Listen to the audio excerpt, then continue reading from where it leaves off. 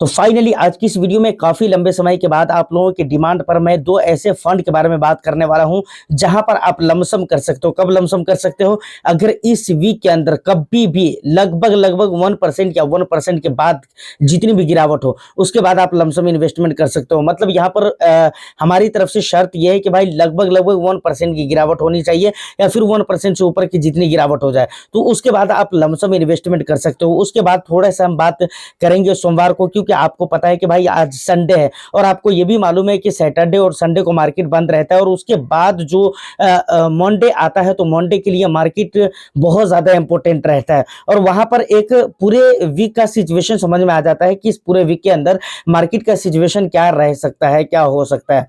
तो इसके ऊपर भी हम थोड़ी सी बात करेंगे। उसके अलावा मार्केट अपडेट को लेकर और भी थोड़ी बहुत बात होगी। तो वीडियो ओवरऑल बहुत इंफॉर्मेटिव होगी।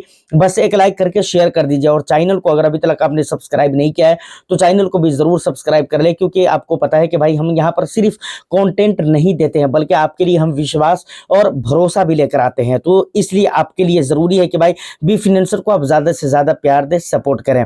सर डायरेक्ट मुद्दे के ऊपर आते हैं। देखिए कल की वीडियो अगर आपने देखा है तो वहां पर मैंने आपको बताया हुआ है कि भाई इंडियन स्टॉक मार्केट के अंदर रैली आ सकती है और बहुत बड़ी रैली आ सकती है और अच्छा खासा परफॉर्म आपको देखने को मिल सकते हैं स्टॉक वाइज या फिर mutual fund scheme wise. Reason इसके भाई यूएस से जिस तरह की खबरें आ रही हैं, जैसे वहां का डेटा आया है, वहां पर रेट कट कर दिया गया है, उसके अलावा और भी बहुत सारी चीजें आ रही है। अभी हाल फिलहाल में रेट कट होने के बाद एक और भी डेटा आया है, वो जॉबलेस क्लेम जो होता है ना, उन चीजों का डेटा आया है। मतलब वहां पर यह होता है कि भाई यूएस के अंदर देखा जाता है कि भाई जो लोग अनएम्प्लॉयमेंट वाली जिंदगी गुजार रहे हैं वो गवर्नमेंट को क्लेम करते हैं कि भाई मेरे पास जॉब नहीं है, मेरे पास काम नहीं है, रोजी रोजगार का कोई सुविधा नहीं है, तो आपको मैं बता रहा हूँ कि भाई मैं बेरोजगार हूँ। तो वहां से उसको सहायता की जाती है जो कुछ भी, लेकिन वो क्लेम करते हैं। तो वो वाला डेटा भी निकल कर आया है। तो उसमें यह बताया गया है कि पिछले 4 सालों में सबसे कम जॉबलेस का डेटा इस बार आया है। पिछले 4 सालों में सबसे कम जॉबलेस इस बार यूएस के अंदर देखा गया है पिछले 4 सालों के मुकाबले में, ठीक है ना। तो ये एक अच्छी बात है। और एक बात, आप रेट कट कर दिया गया है, जॉबलेस का जो डेटा है वो भी अच्छा आया है। तो ये एक पॉजिटिव न्यूज है इंडियन स्टॉक मार्केट के लिए, खासतौर से यूएस के मार्केट के लिए, और यूएस मार्केट की वजह से दुनिया भर के मार्केट के लिए ये पॉजिटिव है। अब हमारे लिए पॉजिटिव यह है कि हमारे दो देशों के बीच में यानी इंडिया और यूएस के बीच में जो बातें समझौता तक आने तक की जो बात हो रही है, तो ये एक अच्छी बात है। आने वाला समय में देखिए हमारे यहाँ का जो चीफ फाइनेंशियल एडवाइजर है, उन्होंने कहा, इंडिया का चीफ फाइनेंशियल एडवाइजर ने कहा है कि ऐसा है कि आने वाला समय में बहुत ही जल्द जो टेरिफ है हमारे ऊपर 25% का, वो जो बाद में लगाया गया था उसको खत्म कर दिया जाएगा और हो सकता है तो पहले वाला जो 25% है वो भी न रहे। तो देखिए यह अभी एग्जैक्ट नहीं है, ये खबर ऑफिशियली नहीं है, लेकिन अगर उन्होंने कहा है किसी इवेंट के अंदर तो ये माने रखता है भाई, क्योंकि ये बात किसी आम लोगों की नहीं है, आम नागरिक की नहीं है, बल्कि इकोनॉमिक चीफ एडवाइजर की बात है। तो थोड़ा सा तो इस पे हम विश्वास कर ही सकते हैं, ठीक है ना। तो ये सारी बात हो जाती है।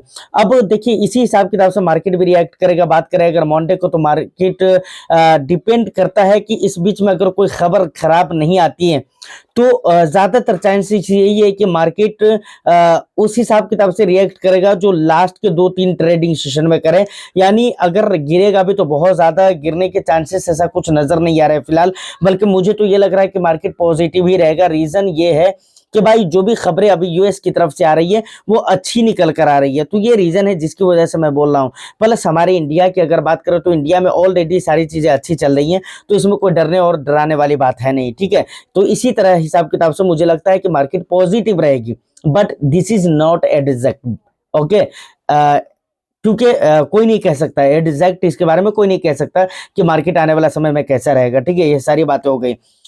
अब अगर इस वीक में मेन मुद्दा हमारा और मेन पॉइंट जो हमारा इस वीडियो का मेन पॉइंट है वो ये है कि भाई इस वीक के अंदर अगर मार्केट में गिर जाता है तो हमारे को लमसम करना चाहिए या नहीं करना चाहिए। तो बिल्कुल करना चाहिए, और कितना का करना चाहिए ये डिपेंड करता है कि आपका कैपिटल कितना है और आपका रिस्क एपिटाइट कितना है, और दूसरी बात आप अपने रिस्क एपिटाइट के अकॉर्डिंग कहाँ पर आप इन्वेस्टमेंट कर रहे हो और कितने दिनों के लिए इन्वेस्टमेंट करने वाले हो, और मार्केट कितनी ज्यादा गिरती है। ये सारी चीजें मैटर करती है सर, समझ रहे हो ना। तो सबसे मेन चीज ये है कि भाई मार्केट के अंदर गिरावट कितनी होती है उस हिसाब किताब से हमारे को लमसम करना है। अब दो मिड कैप कैटेगरी के फंड्स हैं जो कि हमारी नज़र में है। मुझे लगता है कि इस वीक या अंदर अगर गिरावट होती है तो वहां पर आप लमसम इन्वेस्टमेंट कर सकते हो, समझ रहे हैं ना। सबसे पहले नंबर पे आ जाता है मोतीलाल ओसवाल का Motilal Oswal mid cap fund, और दूसरे नंबर पे है इसी के मुकाबले में HDFC mid cap fund, HDFC mid cap opportunity fund जो है उसके बात कर रहा हूं मैं, ठीक है। अब इन दोनों का कंप्लीट कंपैरिजन देख लेते हैं, उसके बाद क्या क्या डिटेल्स हैं उन सारी चीज़ों को रीड कर लेते हैं, उसके बाद फिर हम आगे की बातें करेंगे। चलिए चलते हैं मेरी स्क्रीन के ऊपर। चलिए तो फाइनली हम मेरी स्क्रीन के ऊपर यहाँ पर आ चुके हैं, और उसके बाद यहाँ पर मोतीलाल ओसवाल का फंड आपको देखने को मिल जाता है। दूसरे नंबर पे एचडीएफसी का फंड यहाँ पर देखने को मिल जाता है। अब जरा इसके दूसरे डिटेल्स को हम रीड करते हैं, उसके बाद फिर हम आगे देखते हैं क्या क्या होता है, ठीक है ना। यहाँ पर सबसे पहले सर अगर आप देखोगे तो यहाँ पर आपको मिल जाएगा फंड एज, ठीक है ना। तो फंड एज ये बहुत काफी पुराना फंड है, मतलब 10 साल से ऊपर का फंड है। दोनों ही फंड की मैं बात कर रहा हूँ। यहाँ पर मोतीलाल का हो चुका है 11 साल 7 महीने, और यहाँ पर एचडीएफसी का 12 साल 8 महीने हो चुका है। तो ये काफी ज्यादा पुराना फंड है, और इसका काफी ज्यादा पुराना ट्रैक रिकॉर्ड भी आपको देखने को मिल जाएगा। तो यहाँ पर ये आसानी होगी ये जानने में कि पिछले 10 साल या 11 साल 12 सालों में इन फंड्स ने किस तरह के परफॉर्म किए और अपने इन्वेस्टर्स को कैसा रिटर्न्स बना कर दिया है। तो ये चीज यहाँ पर देखने को मिल जाता है। उसके बाद फंड साइज देखें तो अगर आप देखें तो मोतीलाल ओसवाल के अंदर भी मौका नजर आता है। ऐसा मैं क्यों कह रहा हूँ, इसके ऊपर हम आगे बात करेंगे, मौका क्यों बोल रहा हूँ। यहाँ पर फंड साइज अगर आप देखेंगे तो 34,780 करोड़ का फंड साइज मोतीलाल ओसवाल का देखने को मिल जाता है। एचडीएफसी की अगर बात करें तो यहाँ पर 83,105 करोड़ का फंड साइज देखने को मिल जाता है, मतलब काफी ही बड़ा फंड साइज है, समझ रहे हैं। उसके बाद अगर रिटर्न देखेंगे तो यहाँ पर देखने को मिल जाता है पिछले 1 ईयर में अगर मोतीलाल को देखें तो 0.55% का रिटर्न ओनली, सॉरी माइनस में जा रहा है, 0.55% का रिटर्न्स माइनस में जा रहा है। और यहाँ पर एचडीएफसी में देखेंगे तो 3.5% का पॉजिटिव रिटर्न्स आपको देखने को मिल रहा है। लेकिन ये रिटर्न्स हमारे लिए इंपोर्टेंट नहीं है, क्योंकि पिछले 1 ईयर का रिटर्न सिर्फ हम देख रहे हैं, जो कि आप देख सकते हैं यहाँ पर। और पिछले 1 ईयर में मार्केट की स्थिति क्या रही है वो आपको बहुत ज्यादा बताने की जरूरत नहीं है। आई थिंक आपको पता ही होगा और बहुत अच्छे से पता होगा। पिछले 3 ईयर्स का रिटर्न देखेंगे तो 27.07% का रिटर्न देकर रखा हुआ है मोतीलाल ओसवाल ने, जबकि मिड कैप अगर एचडीएफसी की बात करें तो यहाँ पर 25.89% का रिटर्न्स देखने को मिल जाता है। पिछले 5 ईयर्स में देखें तो 35.5% का रिटर्न्स देखने को मिल जाता है, जबकि यहाँ पर एचडीएफसी में 30.66% का रिटर्न्स देखने को मिल जाता है। तो लॉन्ग ड्यूरेशन में अगर आप लेकर चलेंगे और लॉन्ग ड्यूरेशन के एंगल से देखते हैं तो ऑफ कोर्स यहाँ पर रिटर्न्स के मामले में Motilal Oswal fund is a better fund, ठीक है। उसके बाद अब देखिए यहाँ पर आपने जो देखा है इस चीज को समझिए जरा। पिछले 1 ईयर में जो माइनस रिटर्न्स है और यहाँ पर प्लस में रिटर्न्स है वो क्यों है। यहाँ पर देखिए इसका जो है स्टैंडर्ड डिवीजन देखेंगे तो ये बहुत ज्यादा वोलेटाइल नहीं होता है।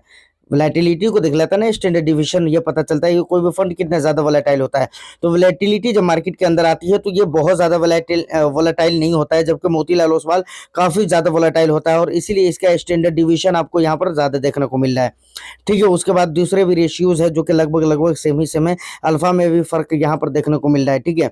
उसके बाद यहाँ पर टॉप 3 सेक्टर्स है जिसे आप डिटेल्स में रीड कर सकते हो। उसके बाद यहाँ पर टॉप 5 होल्डिंग्स दी गई है जिसे आप देख सकते हैं, बहुत बेस्ट। मतलब अगर टॉप 5 होल्डिंग्स की बात करें तो यहाँ पर डिक्सन टेक्नोलॉजी है, उसके बाद कोफोर्ज है, ट्रेंट है, एटर्नल है, उसके बाद कल्याण ज्वेलर्स है। तो इस तरह करके बहुत बेस्ट कंपनीज यहाँ पर देखने को मिल जाती हैं।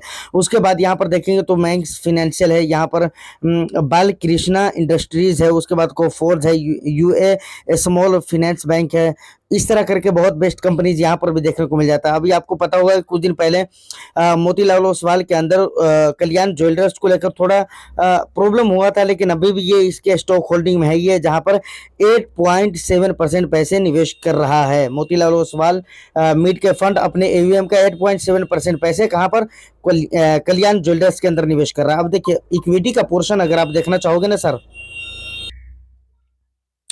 देखिए ये सारी बात हो गई। अब यहाँ पर इक्विटी का पोर्शन आप देखना चाहोगे तो आप यहाँ पर देख सकते हो। उसके बाद एक्सपेंस जो कि मेन होता है वो देख लेते हैं जरा। 0.69% का एक्सपेंस यहाँ पर देखने को मिल जाता है, जबकि यहाँ पर 0.71। तो एक्सपेंस के मामले में थोड़ा सा बहुत थोड़ा सा मतलब ज्यादा है, बाकी बहुत ज्यादा नहीं है, ठीक है ना। उसके बाद अगर एसआईपी और लमसम देखेंगे तो यहाँ पर दोनों फंड के अंदर अच्छी बात यह है कि भाई सिर्फ ओनली 1000 रुपीज से आप एसआईपी लमसम कर सकते हो, ठीक है ना। और 500 रुपये से आप एसआईपी स्टार्ट कर सकते हो। तो दोनों फंड के अंदर ये एक बहुत अच्छी बात है। तो फाइनली यहाँ तक जो भी डिटेल्स थे दोनों स्कीम के बारे में आपने देख लिया है। उम्मीद है कि आपको बातें समझ में आ गई हो क्लियरली।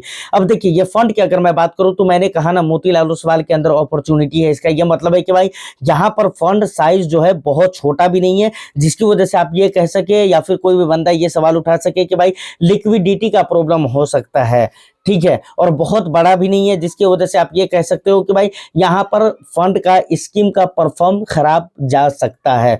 जबकि मैं इन दोनों बातों को कैंडम करता हूं और इन दोनों बातों को मैं मानता नहीं हूं।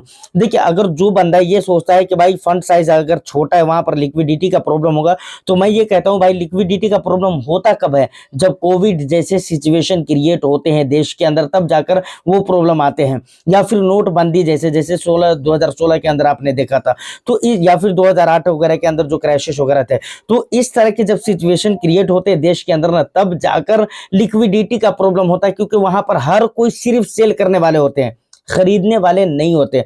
बाकी नॉर्मल आम दिनों में ऐसा लिक्विडिटी का प्रॉब्लम कुछ भी नहीं होता, इसीलिए मैं इस बात को नहीं मानता हूं। अब वो लोग जो लोग ये कहते हैं कि भाई ऐसा है कि फंड साइज अगर बहुत बड़ा हो जाए तो उसके परफॉर्म खराब हो जाते हैं, जबकि ऐसा कुछ नहीं है। इन गिरावटों में आपने लगातार जो कई महीनों से गिरावट चली है, इसमें आपने देखा होगा पारंपरिक फ्लेक्सी कैप एक ऐसा फंड है जो सबसे म्यूचुअल फंड इंडस्ट्री में सबसे कम गिरने वाला फंड है, जबकि उसका फंड साइज अगर देखें तो बहुत बड़ा है, तो फंड साइज भी बड़ा है, लेकिन सबसे कम गिरने वाला फंड भी रहा है। तो भाई ऐसा नहीं है, अगर ये ऐसा आप सोचते हैं तो मुझे लगता है कि सर बिल्कुल आप रॉन्ग सोच रहे हो, आपको एक मर्तबा अच्छे से सोचने की जरूरत है। बाकी मेरी तरफ से कोई एडवाइस वगैरह नहीं है, रिकमेंडेशन सजेशन नहीं है, ये पर्सनल मेरा अपना व्यू है, जो मेरा अपना ओपिनियन है वो मैंने आपको आपके सामने रख दिया है नॉलेज के पर्पज से, ठीक है। तो उम्मीद करता हूँ कि वीडियो और इन्फॉर्मेशन आपको अच्छी लगी हो। बाकी इन तमाम तर मुद्दों पर आपका जो भी वैल्यूएबल फीडबैक है आप मुझे कमेंट सेक्शन में जरूर बताइएगा।